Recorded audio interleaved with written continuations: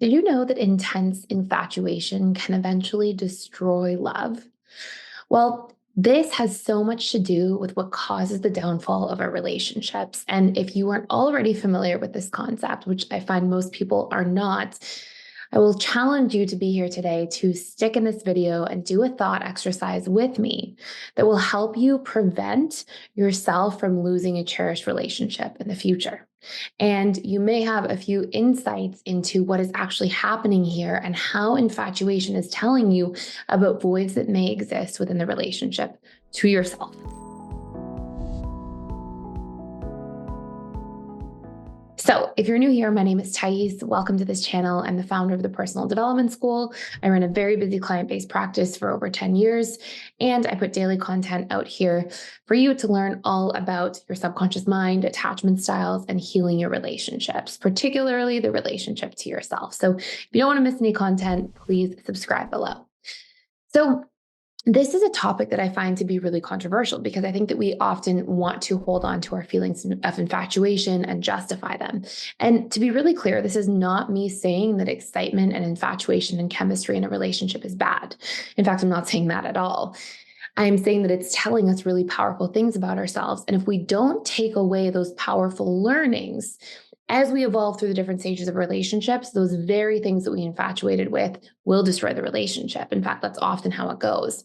And I'll explain really how this works here today. And I'll also take you through an exercise so that you can prevent this from happening to you in your loving relationships or the relationships you really value. Now, I want you to think of an example here. And I guess first I'll give you a little bit of context about the different stages of relationships. So when we start off a relationship, we start in the dating stage, okay? And this is really the vetting stage. And this is the stage where we're supposed to consider, like, is this person a good fit for our lives? Are we a good fit for them? What non-negotiables do we have in a relationship? What are the standards we have? And we want to ask questions and take the time to get to know somebody and really like see how they show up and see how they represent themselves to see if they're a good fit for us and vice versa. And once we get to that place, we'll get into the honeymoon stage where we will tend to, be in this more committed, more exclusive kind of relationship dynamic. And as we get really comfortable in that and time passes, we then enter into the power struggle. And so to just exemplify this here, I'm actually going to share my screen and take you through this exercise so you can see this firsthand for yourself. And you'll see here, I put a little picture of a roller coaster because I find that this extreme infatuation we may feel can later end up as this resentment roller coaster. So as we go through these early stages of relationship, once we make it out of the power struggle stage, there are future stages. There's the stability, commitment, and eventually bliss stage, which is like the honeymoon stage, except with deeper connection. But I want you to think of a time just to start off here where you really infatuated with certain things about a person that you were dating. Okay. So the examples I put here are, let's say, assertiveness, somebody who's free spirited, somebody who's easygoing. And what you'll often find is these traits that you originally put on this pedestal. So if you imagine this peak of the roller coaster here in the picture, eventually become the trough, right? Eventually become the downfall of the relationship later. And I'll tell you why this happens. Because we infatuate with traits that we are not expressing in ourselves. It's actually something called trait variety, and it's one of the biggest factors that drives what determines what we're attracted to, right? So like if you're somebody who's really not assertive and you meet somebody who's assertive, there's a very good chance that you're going to be very attracted to that person because of their assertiveness. If you are somebody who's a little bit more uptight, a little bit more structured and in your routine, you may actually find yourself being really attracted to somebody's free spirit. Or if you find yourself being somebody who's really organized and maybe even puts a lot of pressure on themselves, then you may find yourself being really attracted to somebody who's easygoing. Now, what happens is, although these things from a trait variety perspective, we tend to be attracted to the traits that are repressed within ourselves. And it makes sense, right? Biologically, years and years and years ago, if you were out trying to survive in the world and you were smart and you paired up with somebody strong, you have a better chance at surviving together. So we're naturally going to be drawn to people who express different traits than us. But what happens is if we don't integrate those traits, and I will explain what that means, if you don't integrate those traits into the relationship to yourself, you will come to detest these traits in the other person after that infatuation peak point in the relationship wears off. And if we actually look at some of these examples, if somebody's really assertive and somebody's really struggling with their boundaries and they pair up, first, the person might go, oh my goodness, this person's so assertive, or they're sure of themselves, and they may infatuate with that. But in the power struggle stage of a relationship, that then becomes this person never makes compromises. They never look out for me and my needs. They never take the time to really consider how I'm feeling or to, make some sort of concession in an argument. And so this assertiveness that we originally think is so amazing, until we learn to also integrate some of that assertiveness, there will be this one-sided dynamic in the relationship where originally that assertiveness might have been attractive, but later on it can completely bulldoze you unless you also learn to integrate a healthy degree of assertiveness. If you look at somebody who's free-spirited or easygoing, and maybe you're somebody who's a little bit more structured and scheduled and sometimes even unwilling to budge on things, you may find that you're drawn to somebody in a relationship who's easygoing or free spirited. But until you end up being in a place where you can take on some of those traits in the relationship to yourself and also express a little bit more freedom or learn to be easygoing at times, be more flexible, you may find that that free spiritedness drives you nuts. Maybe you'll feel like that person's lazy or not making an effort, or maybe they don't commit to things or show up. Or maybe if you live in a similar situation, you live in the same space with somebody, maybe that person being free spirited makes you feel like nothing is ever organized and everything is too chaotic for you, until we learn to integrate the traits of one another. And in my opinion, one of the biggest reasons we have relationships is to be a mirror into ourselves, and also to be a mirror into what is required next for us to level up to the next version of ourselves and expand and grow. And often what will happen is we will be attracted to people who express different traits because there's a dynamic of those traits being meant to come into our lives so that we can also learn to express them. And you see, this works both ways. So you'll see the very easygoing person, if they pair up with somebody very rigid or sometimes uptight, but also highly organized and really in control of their lives, they're supposed to take on some of that order and structure as well, and vice versa. Or if somebody is extremely assertive and they pair up with somebody who's very selfless and, very compromising, they are supposed to take that on as well. And as we do that, we are empowered to move out of the power struggle stage and into the progressive next stages of a relationship. But if we don't, these things will be the very downfall of a relationship itself. So we're going to do an exercise here together. And I will say, if you want to do a deep dive into these actual stages of relationship and actually being able to do trait integration work, I have a course you can check out fully for free that goes way more in depth than this video. And it gives you the list of traits and how to find what your partners are and yours are and all of those things. And you can check it out fully for free just for a limited time. So I will put the link to that down below.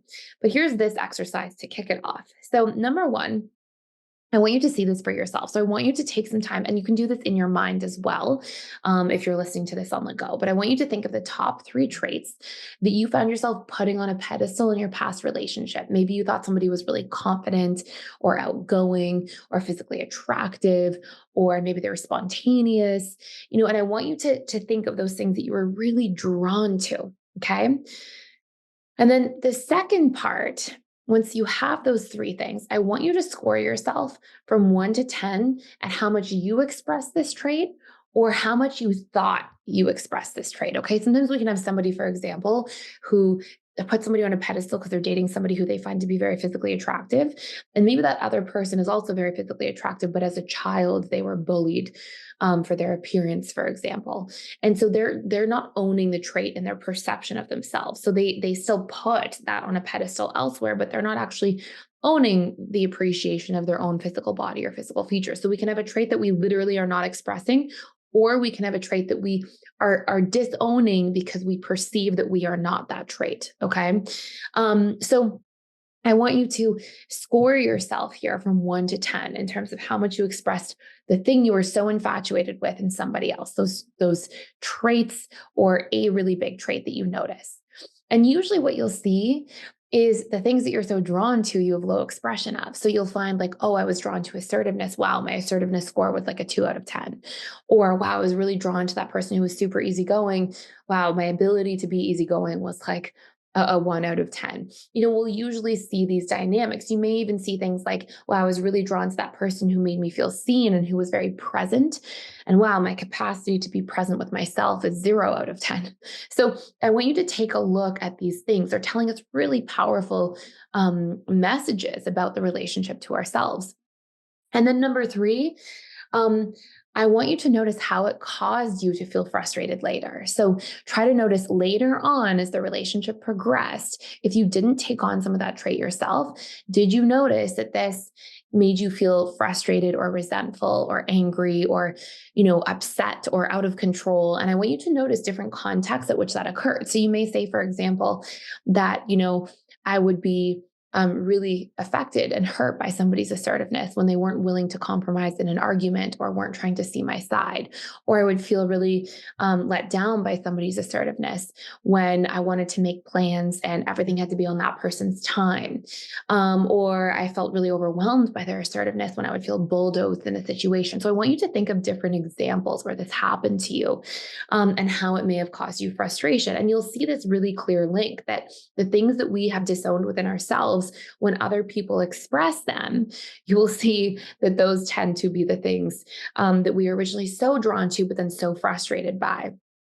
And then number 4, I want you to write out 3 ways that you can express this in your life now and how you can take action to start expressing this trait. You see, this is not just about getting over resentment in a relationship or stopping the downfall of a relationship from happening. I very much believe, and I've seen this thousands of times with different individuals in client practice, that it is exactly through taking on these traits and learning to express them in our relationships to other people that we level up to the next level of ourselves.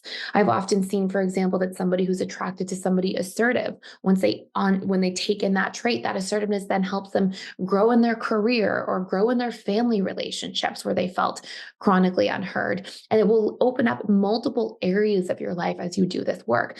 So I want you to think of different ways that you can express some of these traits more and more. An example could be, I'm going to be assertive by practicing setting 1 boundary a day, or practicing standing up for myself a little bit more in a conflict and making space to communicate what I need. Or you might say, I'm going to practice being more easygoing by actually having allocated time to take pressure off myself in my life and to have more flexibility and freedom and to be a little bit more spontaneous. So I want you to think of different ways that you can express some of these traits, because you will see they will not only have the capacity and potential to save your relationships, but they will actually have the capacity and potential to do so much more than that by really leveling you up in many different areas of your life. And relationships are a mirror into ourselves. One of my favorite quotes ever is from Rumi, and Rumi says, if I'm irritated by every rub, how will I ever be polished? And what this means is that these things that irritate us, frustrate us, get under our skin, they're actually letting us, polish different aspects of ourselves if we are willing to approach them in that manner with an open mind. So I hope you enjoyed this video here today. If you want to do a much deeper dive into this work, you can check out our shadow work course fully for free for a limited time, all about trait integration, or any of our other courses for free for a limited time about the different stages of relationships. And I will put a link to all of those in the description below. And if you don't want to miss any daily videos that I put out on this channel to support you in your growth, healing, learning, then please consider liking, sharing, and subscribing so you don't miss anything in the future. Thank you so much for watching.